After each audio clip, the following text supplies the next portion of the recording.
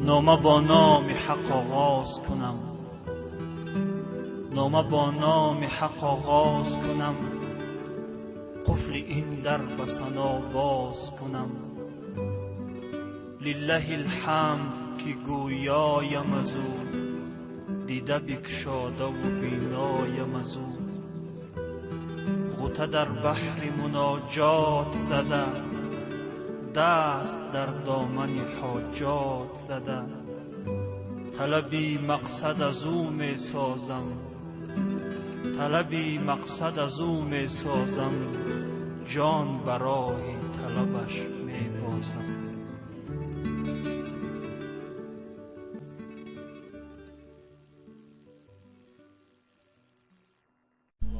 دلت را خانه من کن، مصفا کردنش با من.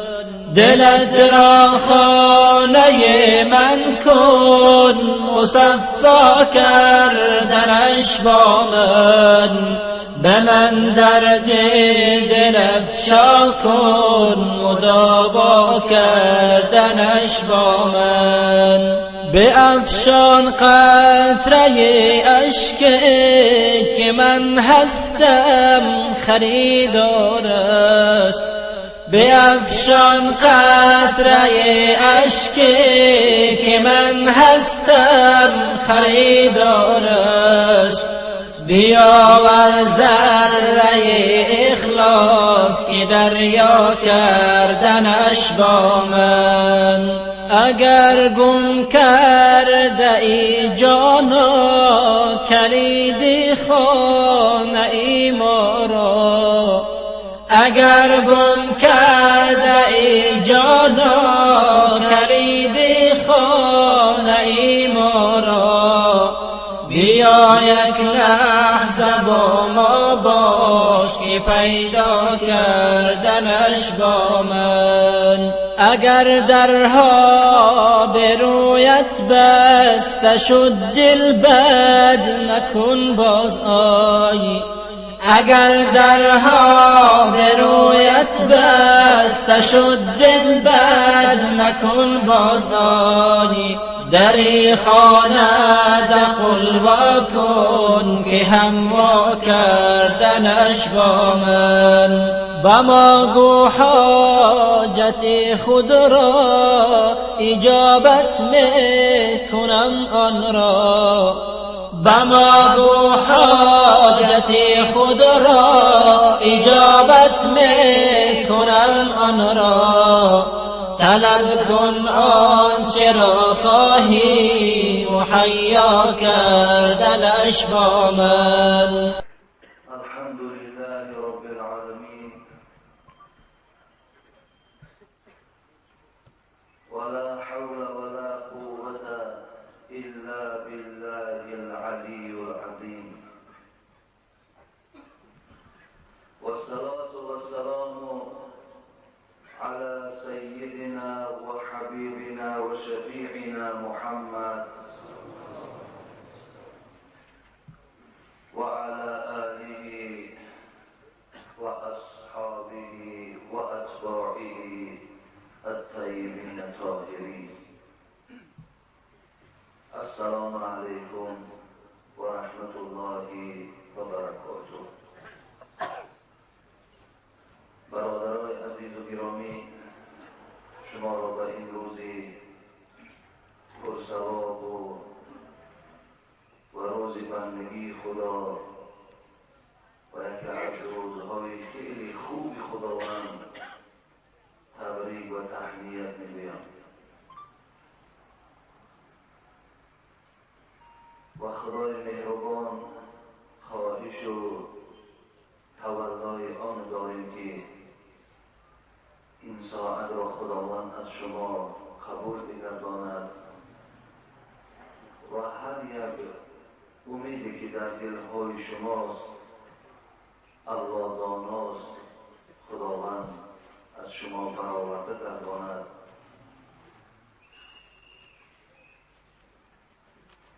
حضرت ابوبکر رضی الله عنه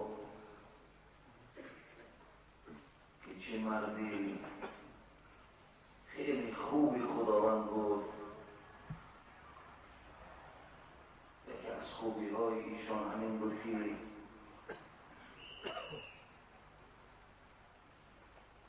همنشین با رسول اکرم صلی الله علیه و سلم بود و دوستدار رسول اکرم صلی الله علیه و سلم بود و خصوص رسول اکرم صلی الله علیه و سلم بودند. تمام وجود ایشان چنان وجودی بود که کسی از بندگان خدا در این دوره 63 سال حیاتی که سپری کردند آزار نیافتند، نه از دست ایشان نه از زبان ایشان.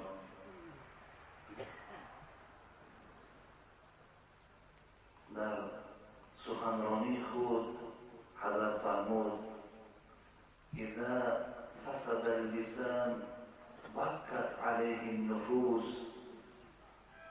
و اذا فسد القلب بكت عليه الملائكه. حضرت ابوبکر میگویند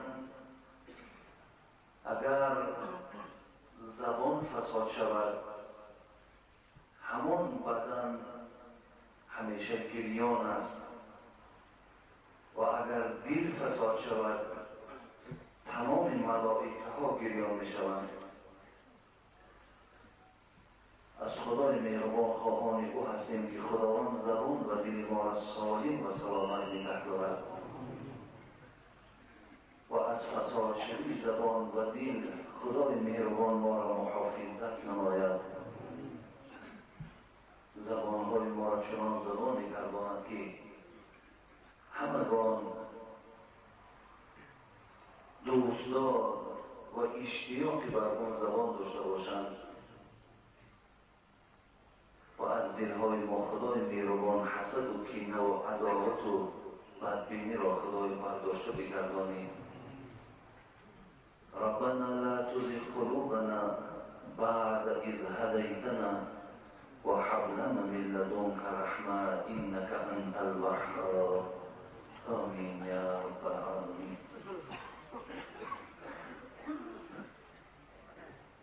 برادر عزیز و گرامی، این جمعه ما دوام جمعه های گذشته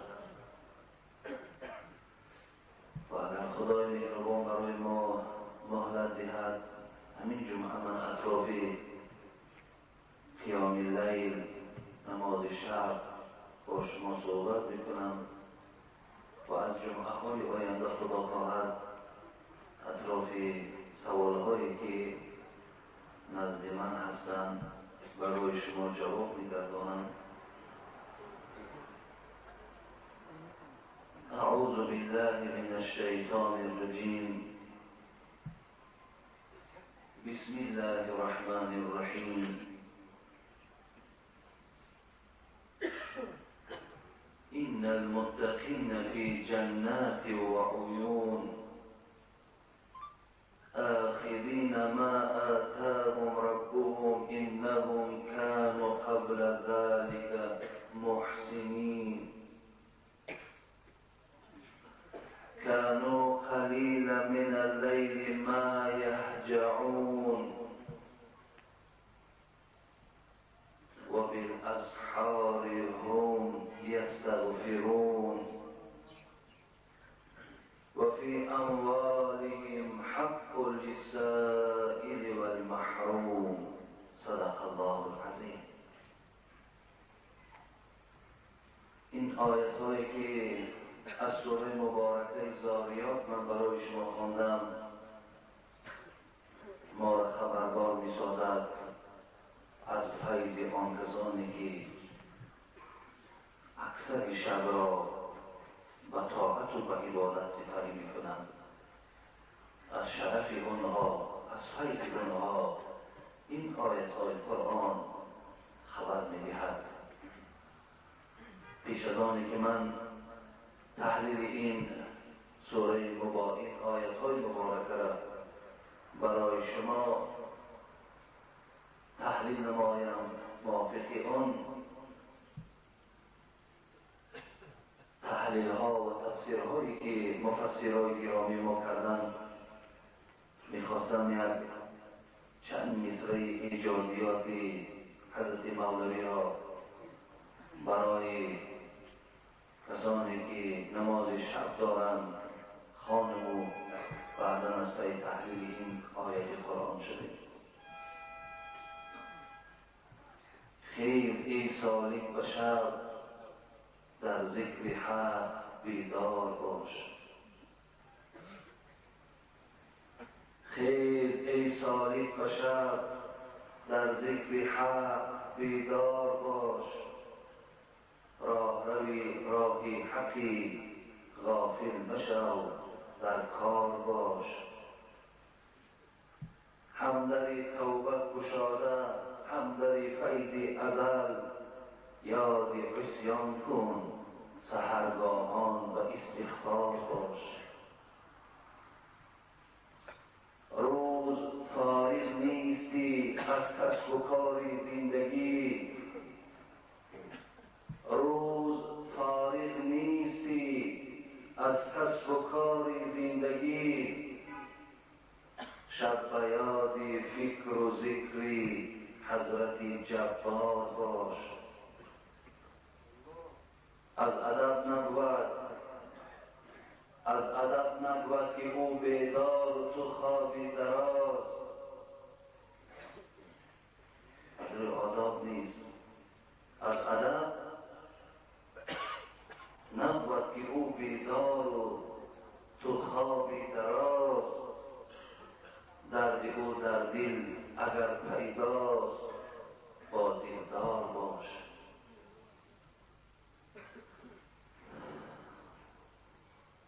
حضرت چی؟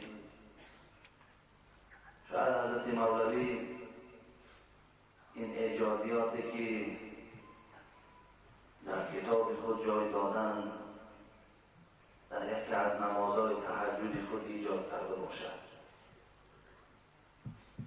شاید که ایشان هر شب پایبند نماز شب بودند، همان دردی که حضرت خود میگوید درد او در دل اگر پیداست با دلدار باش. همون درد دل، همون عشق، همون محبت الهی که در دل ایشان بود، هیچ وقت نمیگذاشت که اینها در جایگاه گرم خود دراز مدت خواب کنند، بلکه قسمت اکثر شب خود را و طاعت و عبادت میگذرانیدند.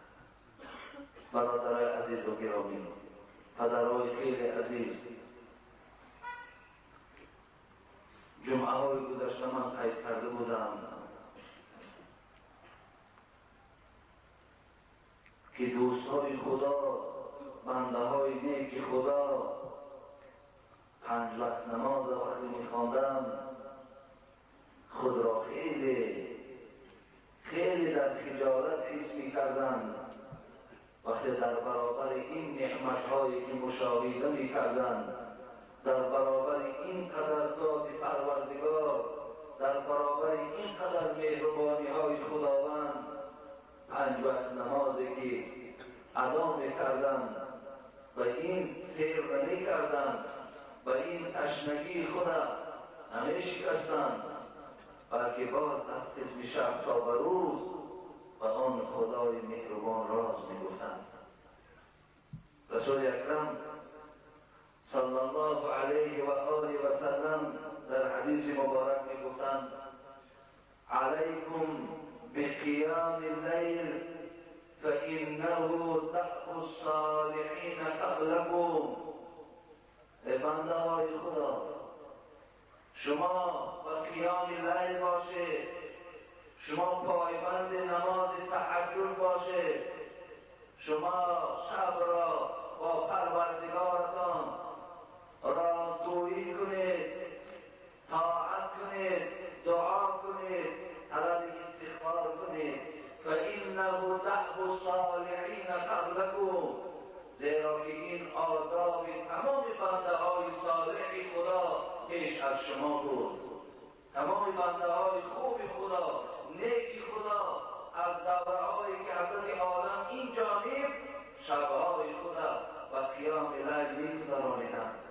زنده داری ها میکردن. ماها هم حبیب خدا گفت ایستاد که شما هم پیروی آداب اون مردهای صالح شده، شما هم پیروی آن مردهای خوب خدا شده که در پیشگاه پروردگار عزیز و معتبر کردید. در دوام حضرت گفتند و قربتون الی الله، شما فراموش نکنید گفتند که این شب زنده داری که خیلی کار مشکل است، این نمازی که شما در یک قسمت از شب میخوانید خیلی دشواری ها دارد، ولی که قربتون الی الله شما را با پروردگارتان نزدیک میکند. محبت شما، محبت خداوند بالای شما می شود وقتی که شما اگر قیام لیل داشته باشید، شما نماز شب داشته باشید. و تکفیر للسیئات، حبیب خدا گفتند این نماز شبی که فرزند عزیزمند خدا وقتی تو میخوانی فراموش نکن که فقط و فقط مبارزه علیه گناههای تو میبرد. تو نماز خوانده ایستاده ای، هزارها لغزش و گناهی برد، خداوند با خاطر و با این فیض نماز شب همش کوبه میکنن، نابود میکنن، تو در عکس نمید. تکفیر للسیئات منهاتون عن الاسم، حبیب خدا گفت نماز شب چنان توفیق برای تو میدهد، چنان هدایت، چنان محبت در دل تو پیدا میکند که تو گناه کردن را بد ببینی، دیگر گناه کردن نمی‌داری. گناه کردن در چشم تو بد میرسد. منهاتون عن الاسم و مطردتون للداء عن الجسد. حبیب خدا گفتند دیگر خوبی این قیام لیل نماز شب این است که بدنهای شما را پروردگار طبابت میکند، تنهای شما بی‌درد میشود. بعد دردهایی که در وجود شما خداوند با فیض این نماز شب اون درد از وجود تو دور میکند.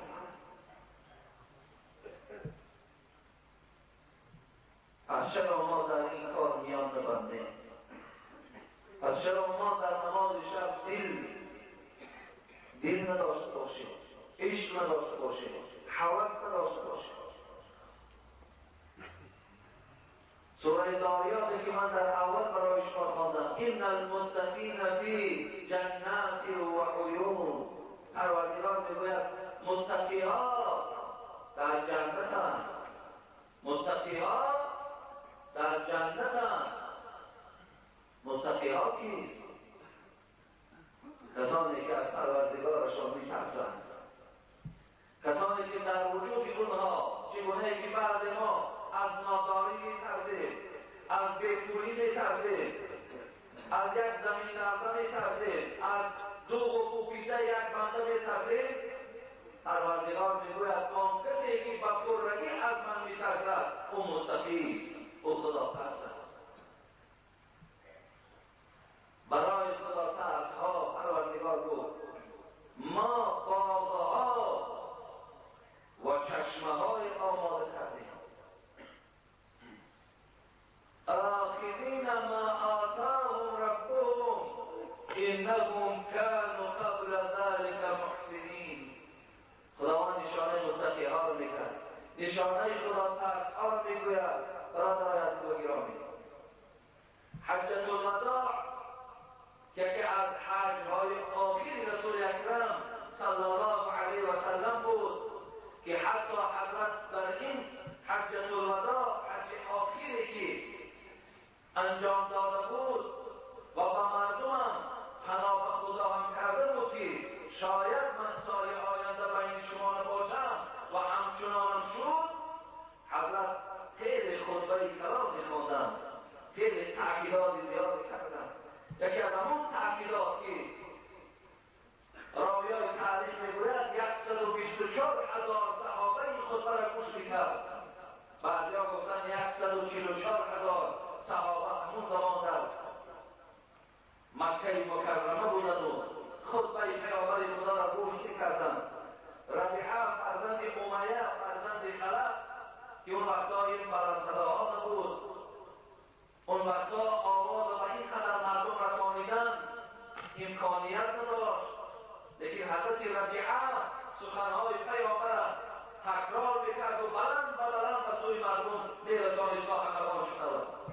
حبیب خدا در همون حجة الوداع گفته بود اتقوا الله و صلوا خمسکم و صوموا شهرکم و ادوا زکات اموالکم و اطیعوا امراءکم تدخلوا جنة ربکم. از پروردگارتان ترسید. اولین چیزی که من برای شما تأکید میکنم ای بنده‌های خدا این است گفتن که از پروردگارتان ترسید. وقتی که شما اگر خدا ترس شده شما 5 وقت نماز حرام میکنید، شما از مالهاتان زکات میدهید، شما ماه رمضان روزه میگیرید، شما پیشواها و سرورای خدا اطاعت میکنید. این زمان خداوند کلید جنت را در دست شما میدهد و روید در جنت و معیشت کنید. از پروردگارتان ترسید. برادر عزیز و گرامی، به نام پروردگار ترس خداوند حتی در اقتصاد دولت ما هم پیشروی میدهد. خدا در قرآن میگه ولو ان اهل القرى آمنوا واتقوا لفتحنا علیهم برکات من السماء والارض. اگر شما مردمی که در دهات زندگی دارید، در شهرها زندگی دارید، پروردگار میگوید اگر به من ایمان بیارید، اگر از من ترسید، من برکات هم از جانب آسمان هم از جانب زمین برای شما نصیب میکنم. مثلا من دولت شما را باید میکنم، در اقتصاد دولت ما هم خدا ترسی نقش کلان میبازد. به خاطر خدا ترسی بندگان خدا پروردگار تمام کریزیسی که روی دنیا را فرا بگیرد همه کریزیس از من دور میکنند. اگر این کارها رو به سوی خدا بیارند، اگر این کارها خدا ترس شود و من یتق الله یجعل له مخرجا. خدا میگوید اگر شما از من ترسید هر مشکلاتی که دارید همه دروازه‌های مشکلی روی میشود، گشاده میشود. عبدالله بن مبارک همه ما شما شناس حضرت میگوید وقتی بلند یک کوه میگذاشتم نیا کردم یک چوپان بچه را که دنبال گوسفندهای خود میگشت. ذوق آمد و گفتم که این مرد دنبال گوسفندها را گرفته است، این به خداوند شناسایی ندارد، این به خدا شناس کنم و پایبند امرهای خدا کنم به خاطر ثواب نزد این چوپان آمدند و از چوپان پرسیدند چوپان بچه برادر عزیز یک انسانی که در عدیر در دنبال گوسفندها بود آیا بینید ذکاوت و فهمیشه که این کودکی که در دنبال گوسفندها داشت امروز در بچه‌های داخل شهر نیست. این ذکاوت و این فهمیش و این خدا ترسید که در یک بچه کوهستانی بود. عبدالله بن مبارک آمد و پرسید گفت پروردگار را میشناسی؟ گفت ولی حضرت میشناسم. گفت چه میشناسی؟ گفت همین گوسفندها را میبینی؟ گفت میبینم. همین گوسفندها گفت احتیاجی به نگاه و بین دارند، احتیاجی به پاسبانی دارند تا که از شر گرگها اینها را محافظت کنند. درست و بله درست. پس اینقدر مخلوقی که در روی دنیا اگر اینا محافظ نداشته باشند چه میشود؟ یک گوسفند احتیاج محتاج به محافظ دارد، به پاسبان دارد. اینقدر مخلوقهای خدا را محافظش کیست؟ الله گفت. یک چوپان پروردگار میشناسد، از گوسفند خود خلاصه می‌دارد. گفت پروردگار چگونه میشناسید؟ گفت بیچون و بیچرا میشناسم، بیمیست و بیمانند میشناسم. گفت کنی اثبات کن. چوپان باشه. تو گوسفندها رو ببینی گفت میبینم، گوسفندها رو ببینم و خود مانند نیست، خود من با گوسفندها مقایسه میکنم، من با گوسفندها مانند نیستم، از پروردگار منم نه مانند من است نه مانند کدام مخلوق خدا. خدا به نیست و بی مانند است. عبدالله گفتن فرزند عزیز من رو نصیحتی کن، من برای تعلیم تو آمدم، من برای نصیحتی تو آمدم، ولی این مثال ها و این گفتگوزار از تو شنیدم، تو بچه خدا ترس بودی، تو بچه خدا شناس بودی، برای من نصیحتی کن. تو نصیحتی من بر تو همین است که اگر علم را برای رضای خدا گرفته باشی، دست طمع را از مردم برکن.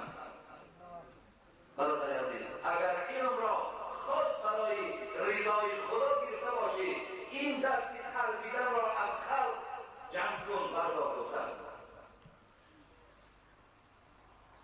و اگر علم را به خاطر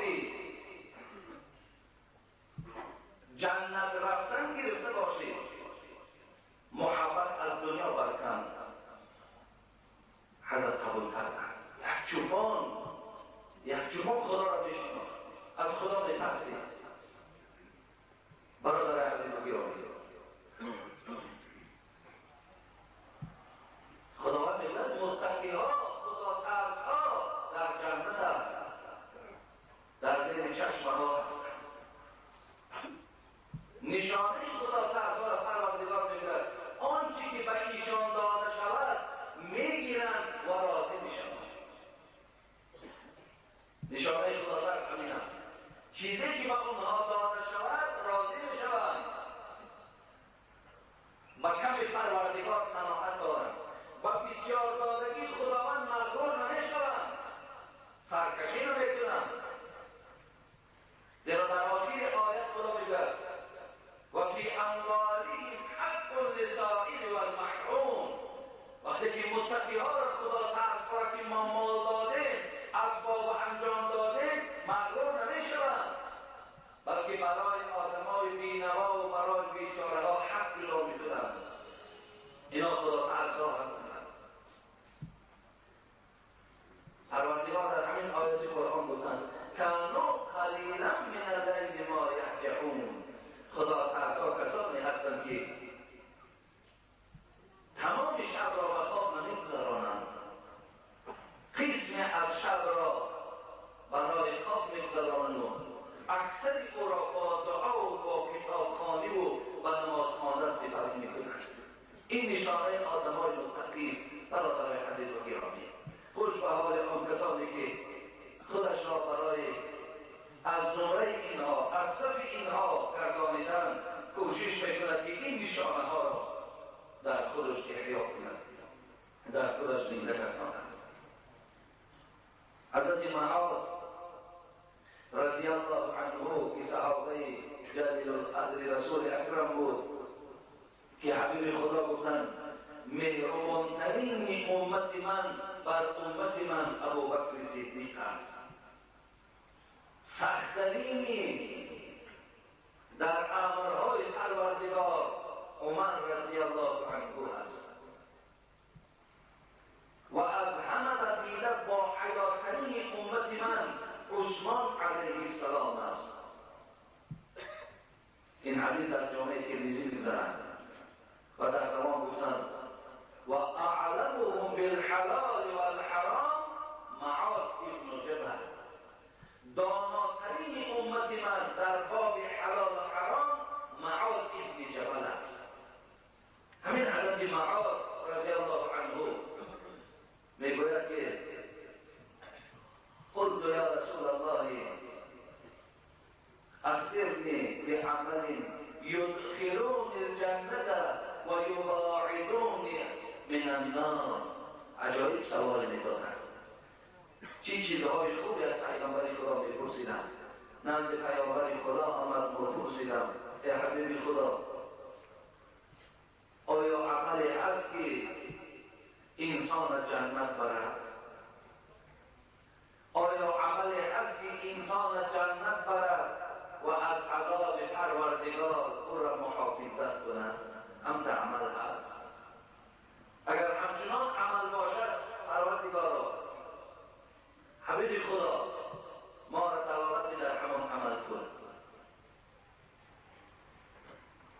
حبیبی خدا گفتن لقد سألت عن عظیم و انه لیسیر علی من یسره الله تعالی علیه. معاذ گفتن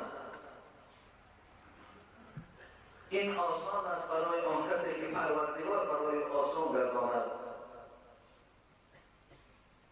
تعبد الله ولا تشرك به شيئا وتقيم الصلاة وتؤتي الزكاة وتصوم رمضان وتحج البيت. معاذ گفتن عملی که انسان جنت میبرد و عملی که انسان از عذاب پروردگار نجات میدهد این 5 وقت نماز خواندن است. 5 وقت نماز خواندن است. برادر عزیز و گرامی، باز تأکید میکنم که در خاندانهای ما و شما کوشش کنیم همگان ما پایبند نماز باشیم.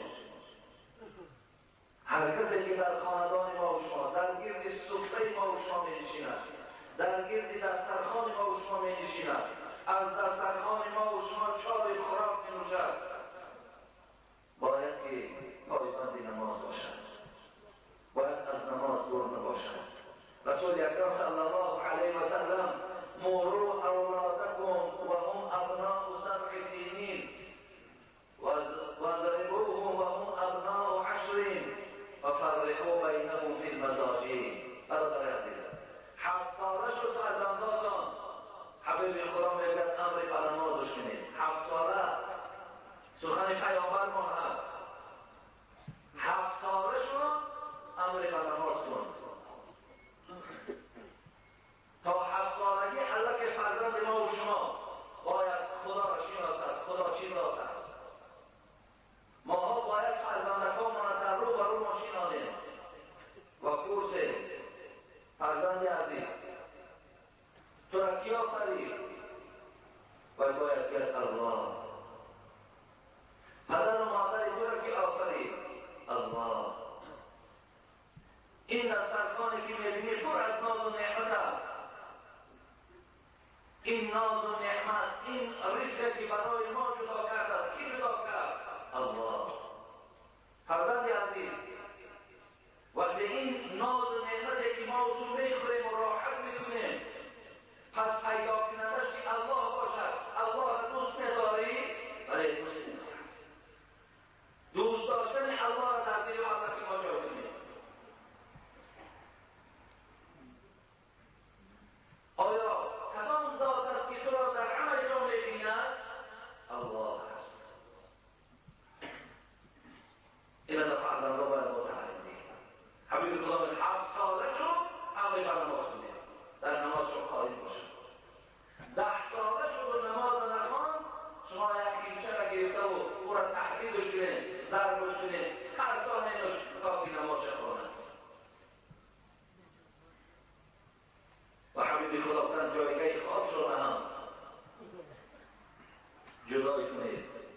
دیگر کودک از 10 سالگی حقوقی در پهلوی پدر و مادر خواب کردن ندارد.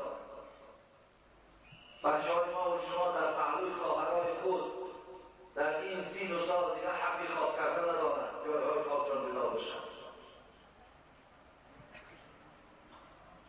معاذ گفتن 5 وقت نماز ولا تشرك به شیئا، با شرطی که شرکی به توی خدا نیاری، تو را جنت میبرد.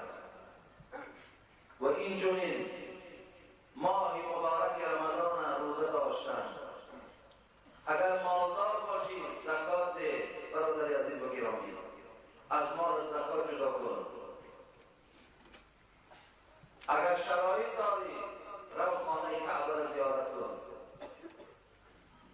این عملها از کدام ما و شما اگر با وجود آمد، حبیب خدا گفت تو را خداوند جنت میبرد و از عذابش نجات میدهد. حضرت معاذ میگوید بعد از این پیامبر خدا گفتن الا ادلک علی ابواب الخیر.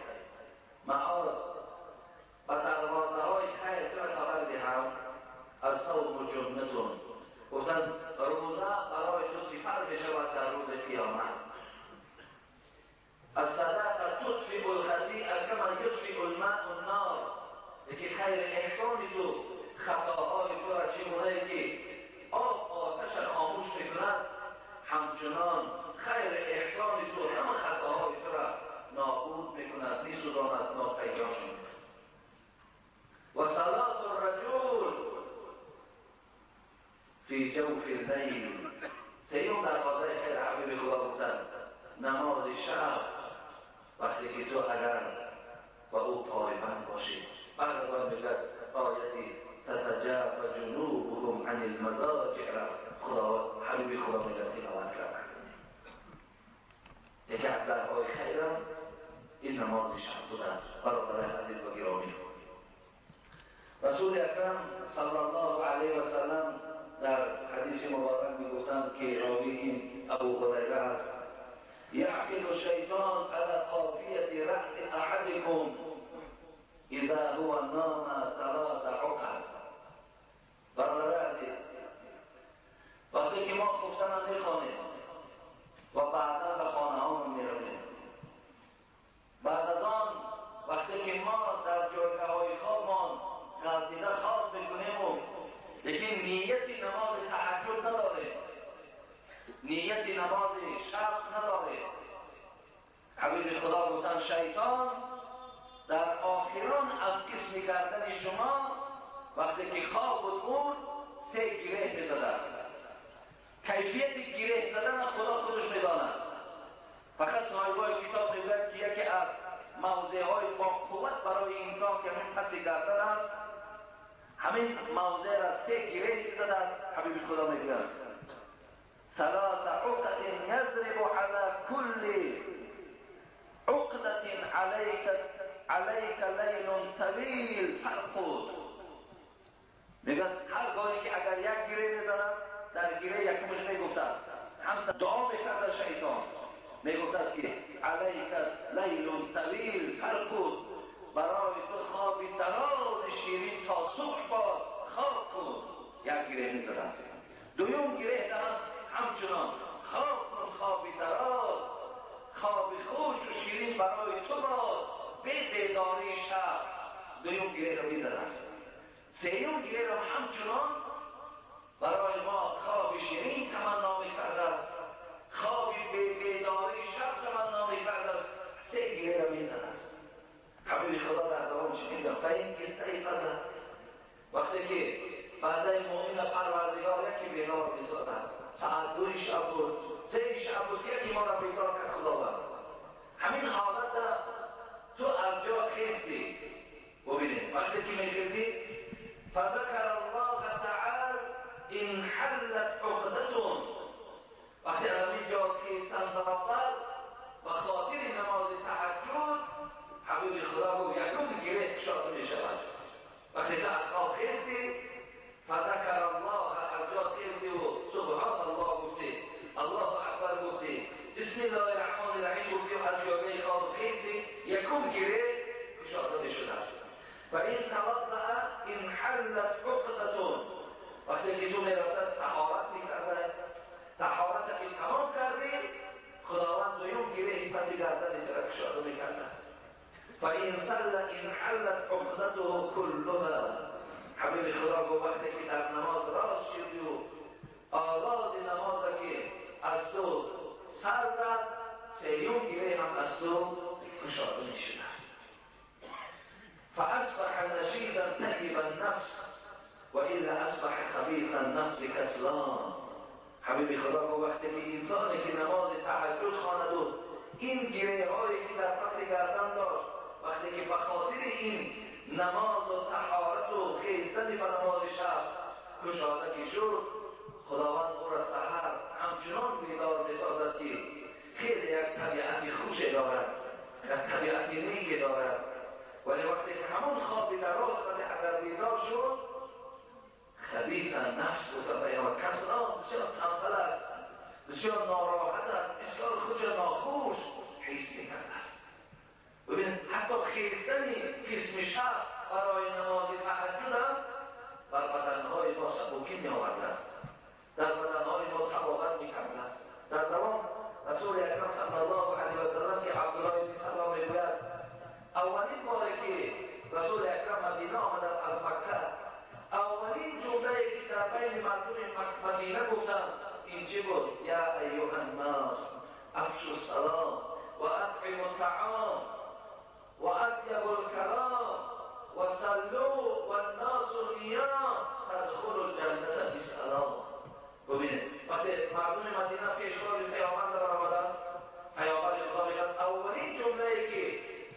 که سلام میگن من از پیغمبر شنیدم همین بود ای مردم با یکدیگر سلامی بی خواب کنید، خواب نداشته باشید. وقتی سلام کردید در دلهای خود یگان غرض نسبت یکدیگر نداشته باشید. وقتی دست رسال داشته باشید یکدیگر را طعام بگید. وقتی با یکدیگر صحبت بکنید با سخنهای شیرین صحبت کنید. با خویش و تبارهاتان خویش و تباریتان نکنید. و در آخر حبیب خدا گفتم وقتی انجام این کارها که شد تدخلوا جنت ربکم بالسلام، شما داخل جنت پروردگارتان شوید با السلام علیکم و رحمت الله. برادر عزیز و گرامی، اطراف نماز شب خیلی و خیلی حدیث های بیشماری وجود دارد که و دو جمعه و سه جمعه و پنج جمعه و شما انجام دادن میتونید، ولی برای انسانی که اگر کفایت کند آنچه که دو جمعه قبلا گفتیم و آنچه که حاضر برای شما بیان کردم انشاءالله کفایت بکند. حتی رسول اکرم رحم الله رجولا، خدا رحمت کند همان مردی را که شب از جاگه خوابش خیزد و رحمت کند خدا همان مردی را که شب از جاگه خوابش خیزد و نماز تهجد خواند و عائله خود هم بیدار کند. گوید خانم عزیز وقتی راز با پروردگار است، وقتی ساعتی است که رحمت پروردگار در آسمان دنیاست، هر چی خواهی خدای مهربان میشنود، خداوند از تو قبولش میکند. خیلی نماز بخوان. رسول اکرم گفتند حتی که اگر خانمی بود زنی او رد کند نخیزد یک مشت بگیرد و در بالای روی همون خانم خود شود و تا که گوید که هوشیار شود و خیزد نماز شب خانه. و همچنان در دام حدیث حبیب خدا گفتند خدا رحمت کند همون زنی را که خود میخیزد و نماز تهجد را میخواند و بعد از آن مردک خدا بیدار میکند خیز برای نماز شب. اگر نخیز یک مشت بگیرد و در بالای روی شوهر خود باشد و گوید تا که هوشیار شود و خیزد نماز شب خواند. تا این اندازه حبیب خدا راهها جستند، تا این اندازه را برای ما خبرها دادند تا که ما پایبند نماز شب باشیم. برادر عزیز انشاءالله شما اگر پایبند نمازهای شب باشیم در چهره شما خداوند زیبایی می‌دهد، در چهره شما خداوند نور نصیب می‌فرماید.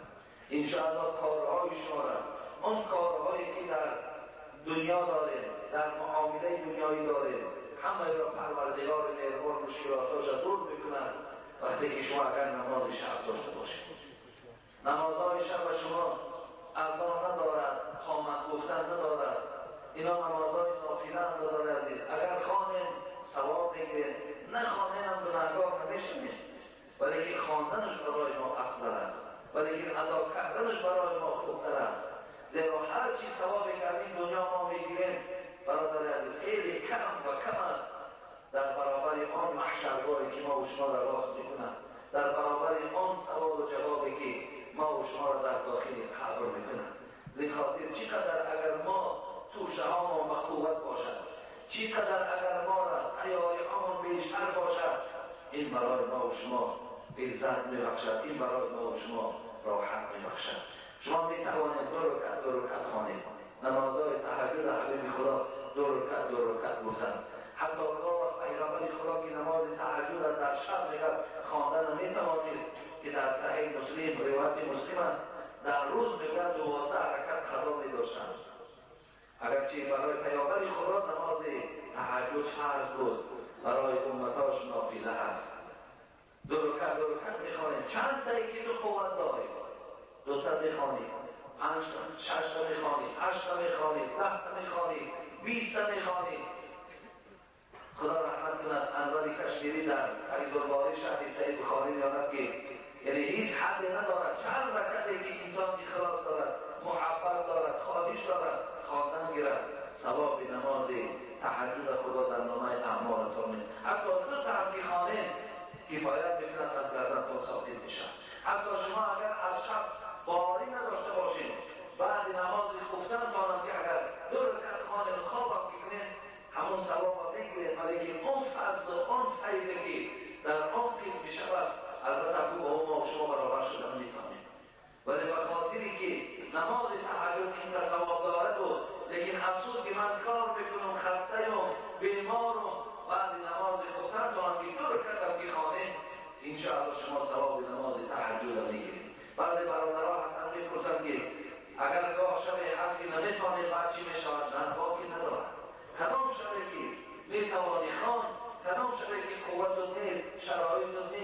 امکانیت نباشم تو پیشگاه خدا را گناهکار نیستی. فقط از جانب شما خواندن دادر عزیز، فقط و فقط خواندن. شما ظاهر و تولا کنید و پیشگاه پروردگارتان انشاءالله همه خواهش‌های شما حل میشه. اینجا من یک چند سوال‌های ضرور آمده بود است در دست من دادن، من همینا را جواب کنیم. حاضر. السلام علیکم و رحمت الله. در حق ما دعا کنید به فرزندم صاحب فرزند شوم. در حق به بخت ها دعا کن صاحب بخت شوم. بابا جی میخواستیم که شما را ببینیم ولی نتوانستیم. دعا کنید که خداوند ما را با امراض و مقصد رساند. این کسی که این مکتوب الحاق دادن و روان کردن خدای مهربان که مقصد فرزند دارن، خدا فرزندهای سالم و صالح نصیب و روزیشان گردانده و فرزندهای باشند که همیشه پایبند نماز باشند و فرزندهای باشند که همیشه اطاعت پدر و مادر کنند و همیشه پایبند مسجد باشند و در امرهای خداوند هیچ وقت نقص و کمبود نداشته باشند و خواهرها و دادرهایی که اراده زن گرفتن و شوهر کردن دارند، خدا به این خواهرها و دادرهای ما زنهای خوب و شوهرهای خوب و نصیب و روزی گردانی. آمین یا رب العالمین. خب حاجی محترم، بنده از ساکن ناحیه فیض‌آباد. اینجا برادران عزیز مهمانهای زیاد داریم.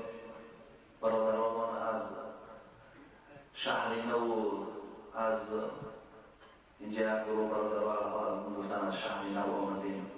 یک گروه برادران از جوی بادام، برادر عزیز ما اسلام الدین اینجا حضور دارد که از ما خواهش کردن در حق ایشان دعا کنیم که خدا همه مشکلات هایی که بالای سر داشته باشند خدا آسان گرداند و مراد و مطلوب هاش خدای مهربان حاصل گرداند و قدم هاش خدا حسنات و با صحت و سلامت و خاندانش رساند. آمین یا رب العالمین.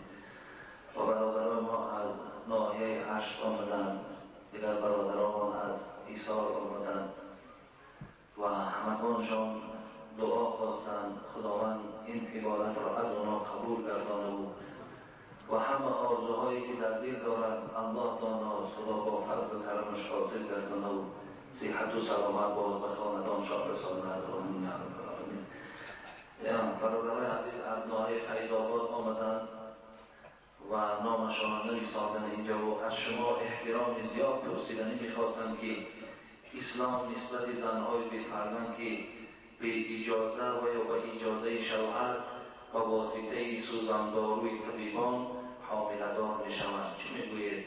آیا این فرزند در آینه حلال حساب میشود یا نه؟ بنده جواب سوال را همین روز انتظار است. برادر عزیز و گرامی،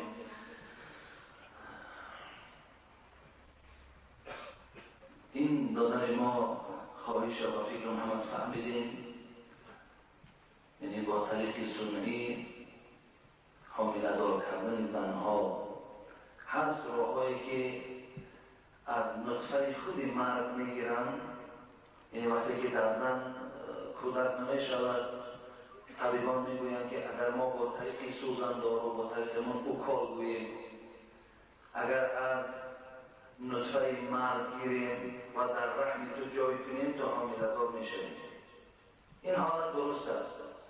اگر از خود نطفه شوهر گیرن، از همون آب مرد اگر گیرن و در رحم خود عائله همون مرد جای کنن، این فرزند حلالی است. برادر عزیز، این فرزند درست، این فرزند شما هست و در این یگان گناه و یگان جنایت البته وجود ندارد. ولی وقتی زنها با طریق همون سوزندارو از دیگر مردها اگر حامله دار شوند، اینش زنا است. چه خود اون مرد گفت یک جای شود، چه با طریق سوزندارو را حامله کنند، هر دوش برابر زنا است. ولی از خود شوهر و زن درست است. اینش یکان گناهی نداره. برادر عزیز، این درست است.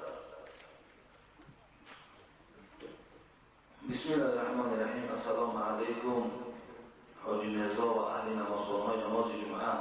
خدای تعالی شما و اهل عائله شما را نگهبان باشد، از بلاهای روی زمین آسمان در پناه خودش نگه دارد. ما استقامت کننده شهر دوشنبه، اگر حاجی میرزا التماس با این سوال من پره جواب بده. من عائله دارم ولی عائله‌ام را در زندگی خودم انتخاب کردم.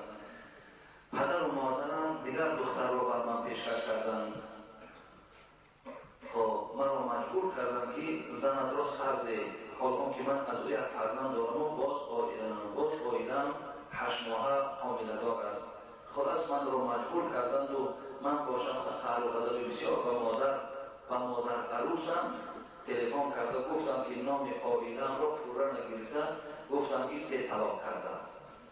خب دوم التماس با این سوال من جواب گردانید. این طلاق مجبوری من در مسلمانی چه روایت دارد؟ با این سوال پوره جواب دهید. آخر من نمیخواهم فرزندم یتیم ماند و عائله‌ام بی سر و بان. التماس که حاجی میرزا این سوال من را در کسیت ثبت گردانید و در آخر نماز جمعه در حقم دعا کنید که ما خیلی مهر و اخلاص زیادی با شما داریم. برادر عزیز و گرامی، راستی با خیلی کاری ناخوبه نام عروس پوره گرفته می شود و نمی شود. به همون مادر عروس، یعنی به همون خوشدامن و به همون بگویی که دختر را 3 طلاق کردم بس است، نام او شرط نیست. دیگر نام او چی در کار اینجا؟ حتی اگر خوشدامن هم که نباشد، خودت حتی تنها باش، کسی در پیشت نباشد، هم تکو که خانم خود من یا زن خود من یا عروس خود من 3 طلاق کردم، طلاق بشود. شاهد شرط نیست در طلاق، شاهد فقط در نکاح شرط است.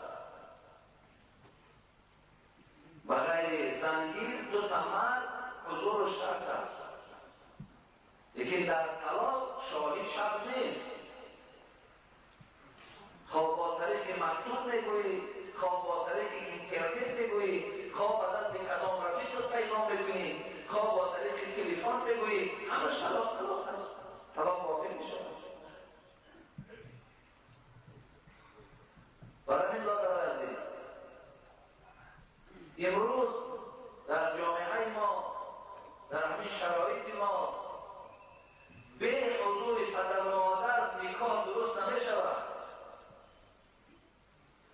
بسیاری مکتبخانه‌ها در من مراجعت میکنند، صنف 9 یا 10 هستند، البته همسن‌های خودی رفت و آمدشان زیاد شده است، در پنهانی از پدر و مادر هم بچه دار، هم بچه هم دختر با یکدیگر نکاح کردند. پدر درک ندارد، مادرها درک ندارد. اینا البته یک زندگی مستقلانه در خلوت البته برپا کردند. برادر عزیز، نکاح درست نمیشود. این نکاح نیست.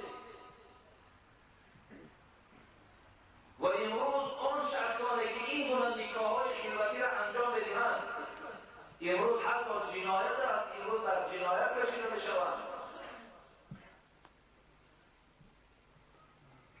برادر عزیز، هر کسی را که می‌گیرید رضای پدر و مادرتان را پرسید، رضای پدر و مادر را پرسید، مرحمت به رضای پدر و مادر عاقبت نکاح چیست؟ این جواب برای ما و شما درس است.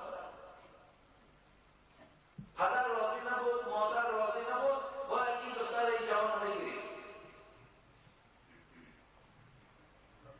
لیکن وقتی که صاحب 2 فرزند و 3 فرزند شدن، اینجا که پدر و مادرها دیگر تحقیری نکنند که باید طلاق کن و فلانی را بگیر، اینجا در باز گناه پدر و مادر. خب این یک کار نادرست فرزند همون عائله را همش گناهکار میکنند.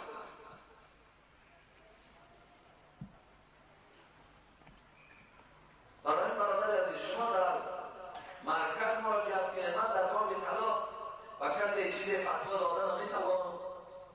شما مرکز اسلامی رفته، اونجا در اداره مخصوص وجود دارد در باب طلاق و نکاح، شما همونجا رفته بیان کنید، راهاش باشد. طلاقی که با طریق مجبوری کرده ای در مذهب خودمان طلاق مجبوری طلاق است، ولی در هست راههایی که با طریق اجباری طلاق نمیشود، هست راهاش.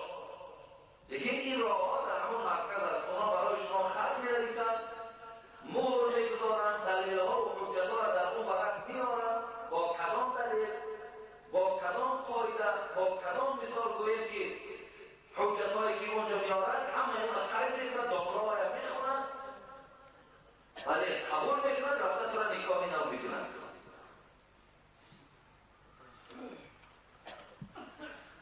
السلام علیکم فکر حاجی نظام. مولایی که عذر دارد بازم یک عذر نماز را خطا می‌خواند. از خطای این مولا نماز خواندن درست است یا نه؟ التماس مرتب فرمودید. یک گروه مخلصان شما از شهر دوشنبه، این برادرای ما از شهر دوشنبه اینجا حضور دارند و این سوالها را از ما پرسیدند. من در اطراف این برادرای عزیز چندین بار برای شما بیان کردم که مولایی که عذر داشته باشد یا مولایی که اگر خطا خواند از پس اون نماز خواندن درست است یا نیست، من چندین بار گفتم. برادر عزیز، مولایی که خطا خواند باید مولا نمیگویند. شما مولا را فهمید. آدر مردم ما همین یک کسی جادو میکند، جادوگر کافر است. همون جادوگر را مولا میگویند، میگن مولاگیش کردن. نه برادر، باید جادو کردن گویید، شما گناهکار میشوید. مولا کسانی را میگویند که اونها قایمت امر خدایند، اونها از خدا میترسند، اونها در راه پروردگار جدی‌اند، اونها به خاطر دنیا آخرت را نمیفروشند. این را مولا میگوید. برای همین وقتی شما مولا میگویند یا مولا میگویند، بر یک کس وقتی اخلاص میبندید شما دانسته گویید کی مولا هست کی دامولا هست. برای همین آن شخصی که خطا میخواند بازم این کسی را نمیگذارد که او از او در گویم دانشمند و خوبتر و داناتر است، ولی محراب یا گویم محبت دنیا یا ریا باید نمیگذارد که کسی را از خود پیش دارد. باید مولا نمیگویم. مولا کسی هستی وقتی که خودش ببیند در برابر دیگران در علم و در تقوا کمتر است، میگه فرزند گردید این میراب حقی توست حقی من نیست، من فردا پیش خدا دارم. چی رو میگم این خبر مردم از پس من نماز میخوانند. باید مولا نمیگویم دادر عزیز. پر از این شخصانی که اما روزای از سمزبان اسم میگن پر ایتری سمزبان اسم اور پر از این که آدم میخواد که باید مولا بگویم، باید به همون مولا گفتن مردم راحت بگیرن، باید دامورات باید که امام خطیب فلان مسجد است، باید کیف بگیرد و راحت بگیرد که مرحم تصیب کردن. برادر عزیز و خدا کردن در تاریخ میخوانید انسانان از محراب میترسیدن، نماز پیش نمیدارمدن، ولی امروز اینقدر برای محراب جنجال است. برای اینا رو ما شما مولا گفتن نمیخوانید. مولا کسی است که قرآن درست میخواند. مولا کسی است که از احادیث رسول اکرم درک دارد. مولا کسی است که فرض میداند، واجب میداند، سنت میداند، فایده هاش کسی نماز میخواند کدام عمل فرض است کدام عمل واجب است. مولا از همه بالاتر آن کسی است که آن چی میداند و او عمل میکند. این مولا است. من مولای گفته و خیانت کرده مردم طلا و تارات جونی طمع داشته باشه این مولا این برادر عزیز.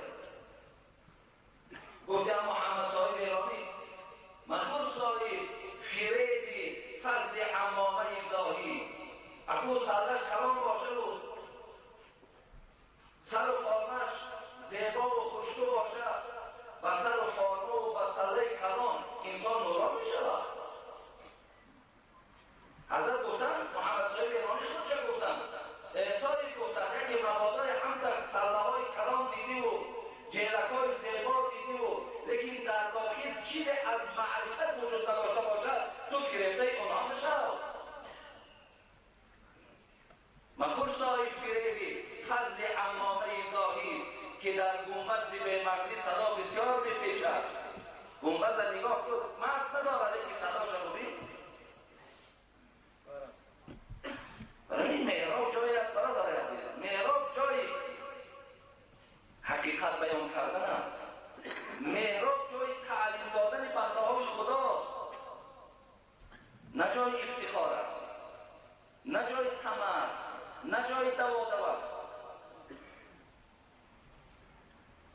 چیزا ما میدانیم. افسوس که در بین شما اون گفته ها را درستی بار من دایق نمیدانم، چی چیزهایی ما نمیدانیم در اطراف این محراب.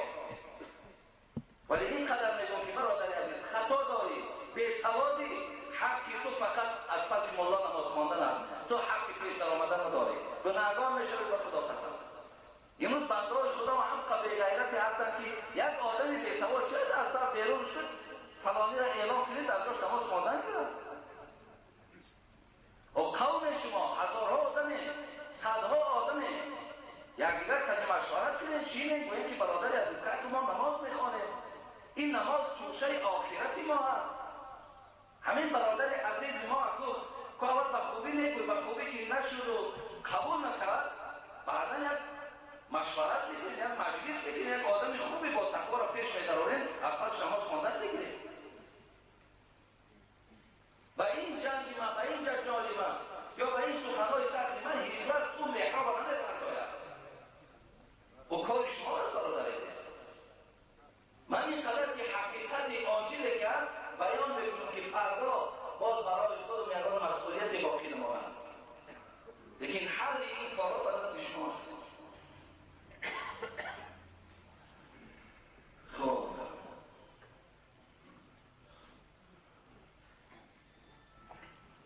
یک برادر از شهر کولاب اینجا مبلغی دادن برای دعا کردن. یک مادر از خواجه اسحاق نفقه‌اش را برای آبادی مسجد روان کرده است. یک برادر به نام حیدر 7 ماه بیمار است. در حق داملا برادر ما داملا جمال الدین هم خیلی انسان شریف هم، خیلی انسان خوب هم. خدای مهربان خاتمش هم بخیر کنه و عبادتاش قبول کنه و خدا شفای کاملش نصیب کنه و فرزندکاش خداوند مثل خودش انسان با تقوا و خدا ترس کنه. یک برادر از دنبرن اینجا در مبلغ دادن. خب فوتبالبازان شهر دعا خواستن. خدای مهربان جوانای عزیز ما هم امروز که در تمام اطراف و اکناف جمهوری بازی میکنن، خدا در همه بازی ها موفقیت و کامیابی ها را خدا نصیب و روزیشان کنه. خب در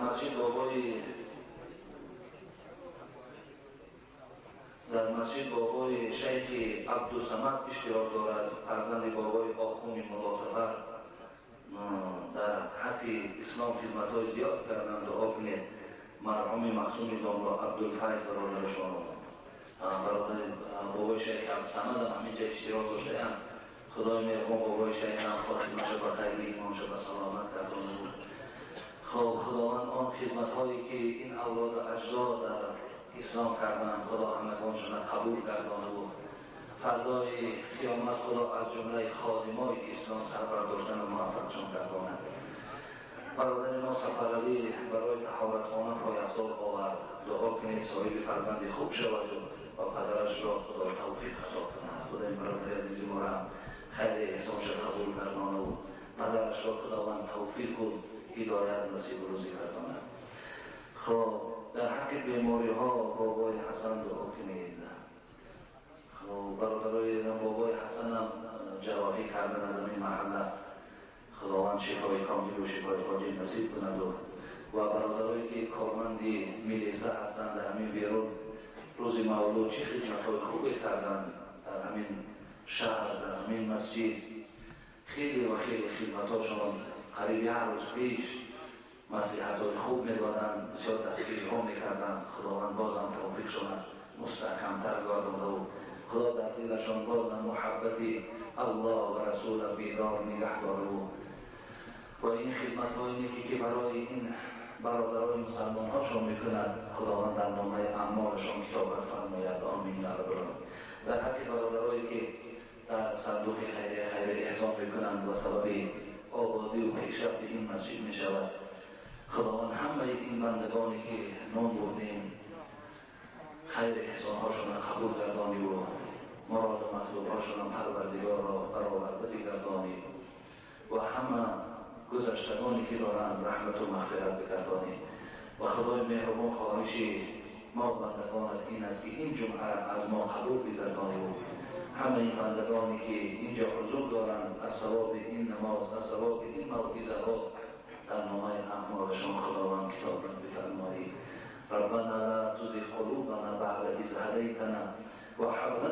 لدنك رحمة إنك أنت الوهاب. آمين يا رب. إن شاء الله جمعه آینده خدا خواهد اطراف سوالهای شما رو من جواب می‌گردانم. خب دو جمعه است یا سه جمعه است. بعدا مسئله‌ای که برای ما پیشنهاد شد اطراف همسایه‌داری من برای شما حدیث ها و آیات هایی که در باب همسایه‌داری حق همسایه چگونه هست خدا خواهد صحبت می‌کنم. مرحمت از